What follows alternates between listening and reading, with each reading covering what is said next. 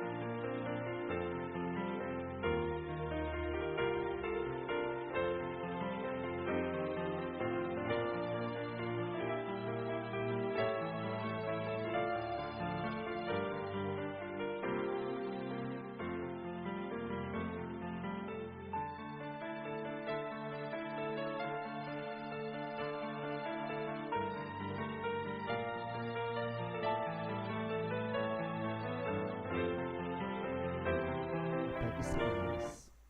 Sa bagong tipan, ang dakulang pagtubod ni Maria asin Jose, nagpahiling kan sa indang mamumuton na pagsarig sa Dios. Sa Eucharistia ngunyan, hagadon nato ang Dios na ang biyaya kan danay na pagsarig sa iya. Ang satuya pong Santa Misa ngunyan na pagkahapon, papanginotan ni Reverendo Padre Joseph B. Abion. Matindog po ang gabos, asin awiton ang awit sa pagpuon.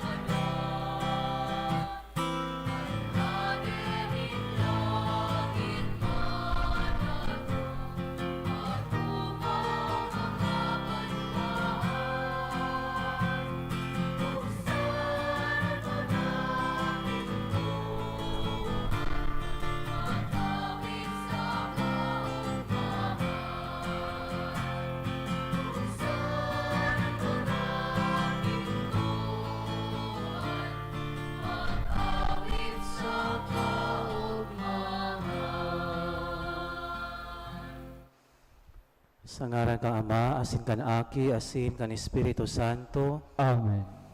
ang kagurangnan, mapa sa Indo, Asin sa imong espiritu. mga tugang, ako unta na asin pagsulsulan, ang mga naginibo niya itong kasalan, tanganing maging maninigo kitang magdulot kaining banal na misa.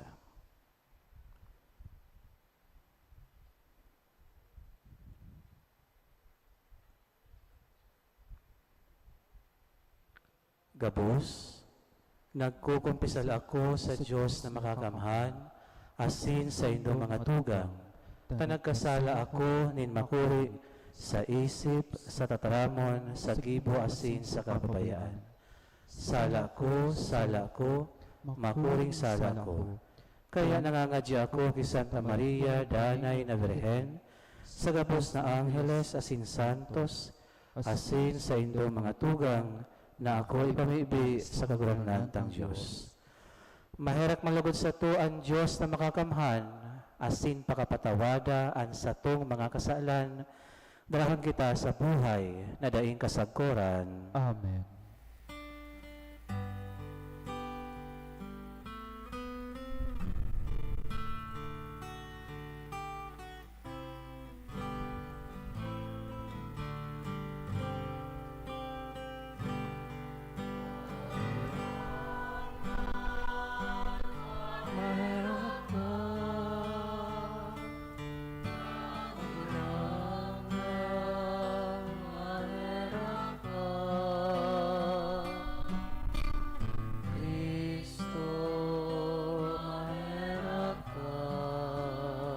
kamarawayan nin pagkabuhay liwat.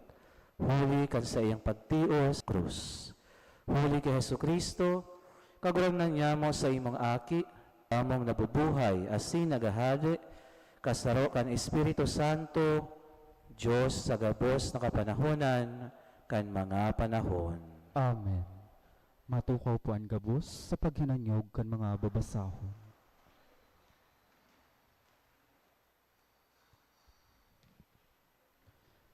Sa enot na babasahon, mahihiling tanamamaskihabo ni Akas, nagtao pagiraan makakasakat sana sa bulod nin kagurangnan, iyo itong malinigan kamot asin puso, asin dai nagmamawot din mga bagay na maraot. Hinanyagon po niya to ang enot na babasahon. Pagbasa sa libro ni Propeta Isaías. Padagos na nagtaram ki Ahaz an kagurangnan, na ansabi, maghagad kaning tanda sa kagurangnan na sa imong Diyos. Pahararoma abot sa syol, o palangkawa, sagkod sa kaitaasan. Nagsabi si Ahaz, dai ako mahagad, asin dai ko babaluon an kagurangnan. Nagsabi, magdangog baya kamo, o harong ni David. Dikit sa indo an pagpagal sa mga tao, tapapagalon man nindo an sakong Diyos. Kaya an kagurangnan, iyuman sana sa indo an matao ning tanda. Uya, an daraga nangingidam. Mga ngaki nin lalaki, nangangaranan niyang Emmanuel. Tataramon kan kagurangnan. Salamat sa Diyos. Maglaog an kagurangnan, siya an hade nin kamurawayan. Maglaog ang kagurangnan, siya ang hade nin kamarawayan. Sa kagurangnan an daga, asin an yaon na kapanoan, an kinaaban, asin an yaon na nag-ierok. Ta siya kaiyan nagtugdas sa ibabaw nin kadagatan, asin nagtugdas sa ibabaw nin kasalogan. Maglaog ang kagurangnan, siya ang hade nin kamarawayan. Si Isay an matukad sa bukid kan kagurangnan. Si Isay an matindog sa banal niyang lugar. An may malinig na mga palad asin matubis na puso.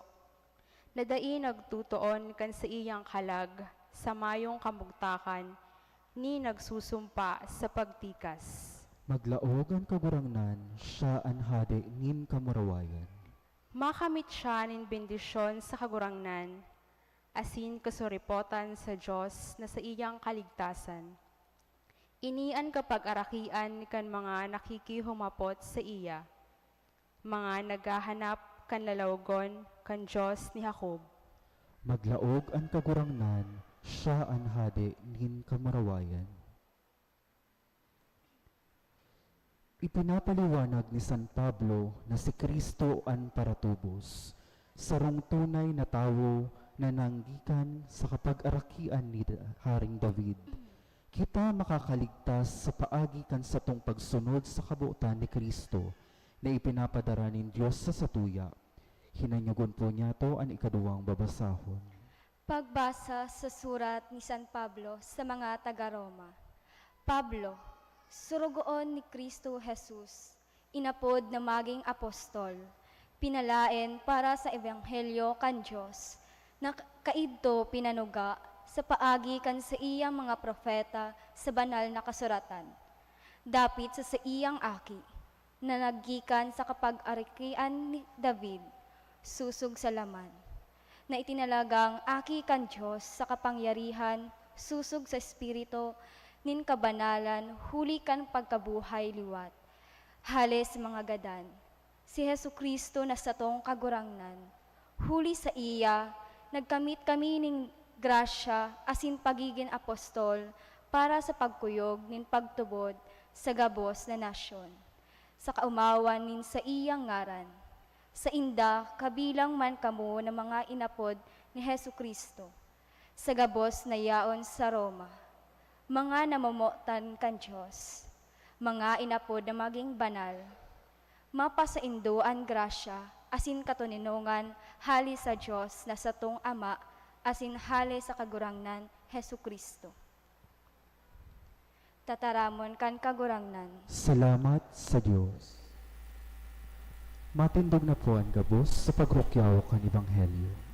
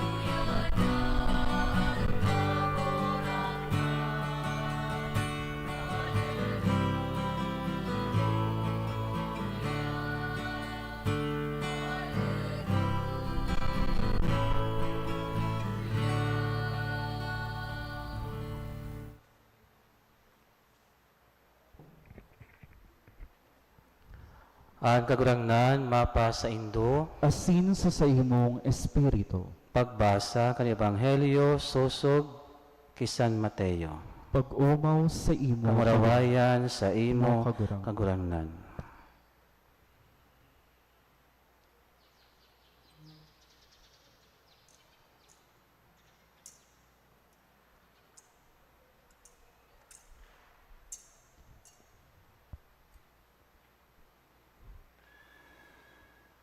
Ang pagkamundag ni Jesus nangyari siring kaini.